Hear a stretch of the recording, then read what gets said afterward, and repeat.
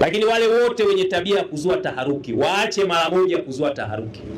Sasa hivi ukizua taharuki, wewe ndio wa kwanza tunakukamata, tunakufikisha kwenye vyombo vya ulinzi na usalama. Ukiibuka ukasema nyeti zangu zimepotea, tunaruka na wewe. Tumeelewana sijui? Tunakukamata wewe, kwa sababu watu wote ambao tumewafuatilia, kila ambaye alikuwa analalamika alizua taharuki kwamba nyeti zangu zimepotea, alipokaguliwa nyeti zake zipo. Wote waliotoa taarifa, sijui kuna mtu mmoja akanigusa nani, walipomkagua mzigo upo, nyeti zipo, hazijapotea, hazijapungua. Kuna mwingine mpaka kambeba na mke wake kwenda kutoa ushahidi kwa jeshi la polisi kwamba kama mniamini muulizeni mke wangu. Wamefika kule, mke naye anasema ni kweli tumeona zimepungua, tofauti kabisa na vile ambavyo siku zote zipo. Amekaguliwa pale, mzigo upo kama kawaida.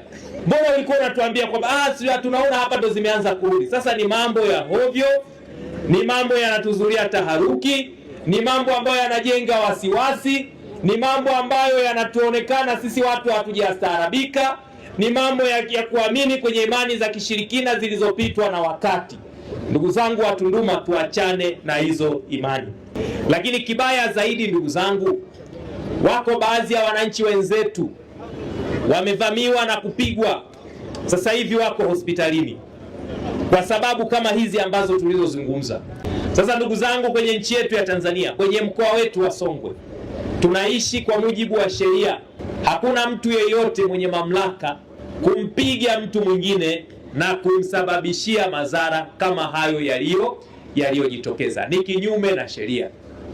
Kwa hiyo tumekuja, jambo la kwanza ni kulaani vikali vitendo vyovyote vile vya wananchi kujishughulia sheria mkononi, na wale wote waliohusika kujichukulia sheria mkononi. Hapa tunapozungumzwa tayari wamekamatwa na taratibu za kuwafikisha mahakamani zinaendelea. Wale waliowapiga wenzao na kuwajeruhi, wao waliowapiga wenzao na kuwasababishia kifo wamekamatwa, na wengine wanaendelea kutafutwa. Popote pale walipo tutawakamata na hatua za kisheria zitachukuliwa. Kwa hiyo ndugu zangu, niwaombe tuache kujichukulia sheria mkononi, lakini tuache tabia ya kuamini kwenye mambo ya kishirikina. Kuna baba akasema kwamba nyeti zangu hazipo. Watu wakaanza kupigana pale mlangoni namna kupita, wengine wameumizwa, wengine wameanguka, watu wazee wazima nao wameumia. Mimi sikutoka nje, nikamfuata yule baba. Akawa amevua shati ametupa pembeni, amevua viatu analia sana. Tukamuuliza nini, akasema nyeti zangu zimepotea. Nikasema hapo umesogeana na nani?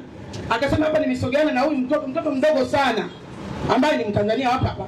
Yule mtoto akasema mimi sijamgusa huyu baba. Akatapatapa tena akasema amenigusa huyu. Yule baba akasema hapana, mimi sijamkamata huyu, kwa nimekaa naye muda mrefu. Mimi nikachukua jukumu kuambia wanaume waende naye chooni, waende kumkague. Na pale nje watu wanazidi kusongamana. Wanasema auawe huyu, wamuue. Haiwezekani, amemgusa mzigo hamna. Uwa.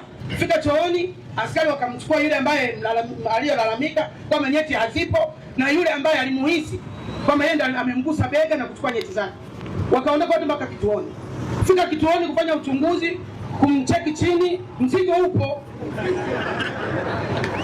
Na wale wa Valentine walinipa mimi majibu kwamba mbona mzigo upo lakini hauna nguvu, lakini mzigo upo.